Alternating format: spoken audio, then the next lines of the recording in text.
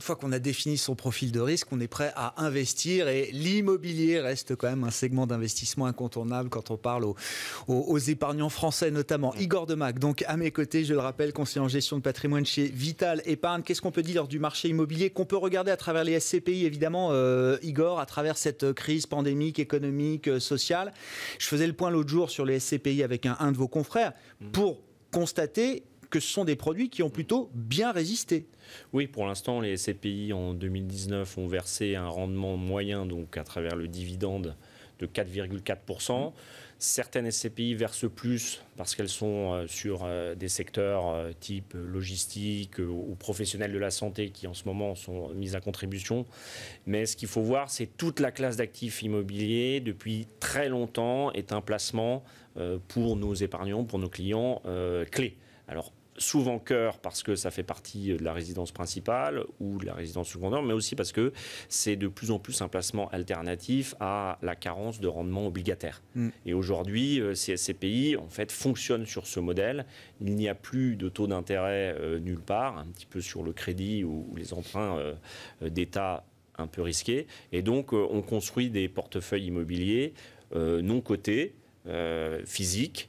On mutualise les risques dans ces structures SCPI. Ouais. Mais l'immobilier, il y a plein de façons de l'appréhender en termes d'investissement. Et c'est là le sujet aujourd'hui, parce qu'on sait aussi que la crise du Covid va laisser des traces sur certains modèles économiques. On parlera des foncières et des grandes galeries commerciales avec Unibail peut-être. Et puis aussi parce qu'il va y avoir des rééchelonnements de loyers, parce qu'on est toujours dans la période de protection des PGE, donc des prêts garantis par l'État, et que quand on va sortir de cette période, beaucoup de fonds de commerce en centre-ville peut-être vont devoir déposer le bilan et la valorisation de ces fonds vont affecter tous les produits financiers qui ont été construits sur ces actifs. Donc c'est un sujet très important, au-delà du fait que l'immobilier purement physique aussi, pour chacun des Français qui est propriétaire, est un sujet prééminent puisque c'est la majeure partie du patrimoine des individus. Alors, il n'y a pas un immobilier, il y a des immobiliers, vous l'avez esquissé Igor, de l'immobilier de croissance, logistique, maisons médicalisées, etc. Le commerce qui souffre, les hôtels qui souffrent, les bureaux qui souffrent. Si on est dans une logique d'investissement, bon, on est sur des horizons de temps assez longs en termes d'investissement. Actifs de longue duration. Voilà, longue duration. Indexé sur l'inflation, normalement. Sauf qu'aujourd'hui, il n'y a pas beaucoup d'inflation. Il pourrait y en avoir un peu plus demain. Il pourrait y en avoir un peu plus, mais il faut l'avoir en tête quand on investit aujourd'hui. De l'immobilier, quelle que soit la classe d'actifs. Les désavantages, c'est que c'est très soumis au taux d'intérêt, puisque c'est financé à quasiment 100% en dette, enfin majoritairement en dette. C'est un actif qui est assez facilement taxable, on l'a bien vu avec l'IFI. On a en France encore cette disposition qui permet de ne pas payer d'impôt sur la plus-value lorsqu'on cède sa résidence principale, mais c'est assez unique en Europe, donc c'est facilement identifiable par le fisc. Et puis, il y a des grandes crises immobilières. Les gens ont l'impression que l'immobilier résiste à tout. Bon, on va voir les performances boursières d'Unibail et de Kléper depuis 12 mois. C'est pour les foncières cotées, c'est très compliqué, commercial. 70%, moins 60, moins 70%. L'EPRA, l'indice immobilier européen, est à moins 23, donc loin, enfin en tout cas bien derrière le CAC 40. Et puis les crises immobilières, c'est à peu près le même tarif que les crises boursières. Sauf qu'au lieu de se dérouler sur 2-3 trimestres, c'est sur 20 trimestres, mais c'est moins 40%. Ça a été le cas en Espagne, ça a été le cas aux États-Unis en 2008, et ça a été le cas dans les années 90 en France. Donc, il faut aussi retenir que là aussi, changement du profil de risque. Il y a des actifs, des classes d'actifs qui parfois étaient refuges et ne le deviennent plus. Et concrètement aujourd'hui, pour un investisseur qui s'intéresse à cet immobilier, l'idée c'est quoi? Plutôt d'attendre encore un petit peu avant de voir comment est-ce que l'immobilier traversera cette crise. On n'a pas encore vu le bout du tunnel. Est-ce qu'il y a déjà des opportunités à saisir? Encore une fois, pour des investisseurs qui peuvent avoir des horizons de temps suffisamment longs, est-ce qu'on a envie d'aller chercher des survivants dans l'hôtellerie, dans les bureaux, dans les commerces, pourquoi pas? Est-ce qu'on préfère d'autres segments? Enfin, qu'est-ce qu'on peut recommander d'une certaine manière? Il y a déjà, là aussi, c'est connaître son profil de risque et puis le support, soit physique, soit papier. Alors le physique, moi j'estime qu'aujourd'hui, acheter un bien immobilier, quel que soit l'endroit, parce qu'évidemment, nous, on a un tropisme parisien avec des prix très élevés, mais si le rendement brut avant fiscalité, avant même coût d'entretien, n'est pas au moins égal à 2,5-3%, il me semble que le physique, aujourd'hui, le purement résidentiel, est un peu difficile. Alors, vous rajoutez la cerise sur le gâteau du déficit foncier reportable sur votre IRPP, ou alors des dispositifs Pinel, mais dont on sait que vous payez l'avantage fiscal à l'achat. Aujourd'hui, pour moi, 3%, 2,5-3% brut, avant tout dispositif, ça me semble être la limite minimum. Ensuite, après, il y a les foncières cotées.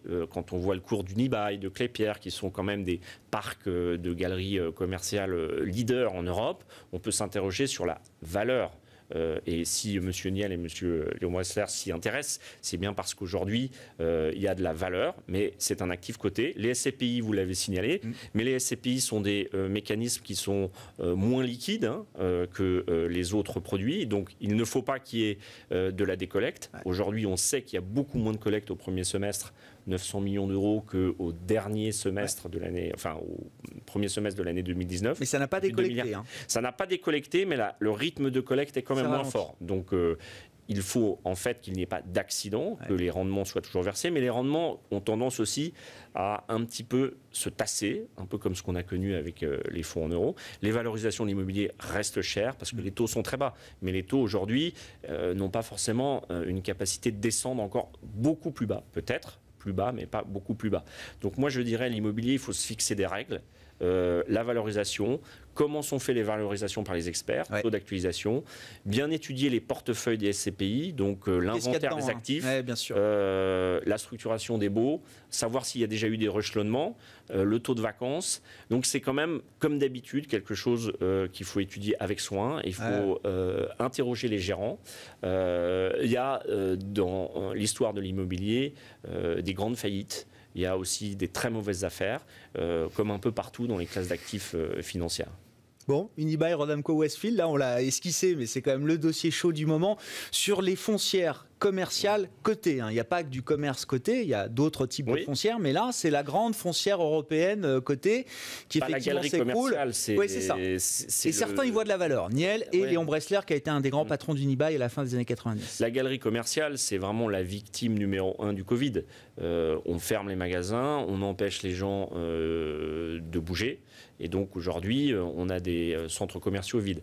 Il y a un deuxième sujet du centre commercial, c'est est-ce qu'il est adapté à la vie moderne? Est-ce que quand on va dans un centre commercial, on n'a pas besoin d'autres services, d'avoir un cabinet médical, d'avoir des services semi-publics? Et aujourd'hui, on ne peut pas se contenter juste d'enseignes qui vendent de l'alimentaire ou du non-alimentaire. D'ailleurs, on a vu se développer les pharmacies petit à petit. Donc il y a un phénomène de un besoin de sens.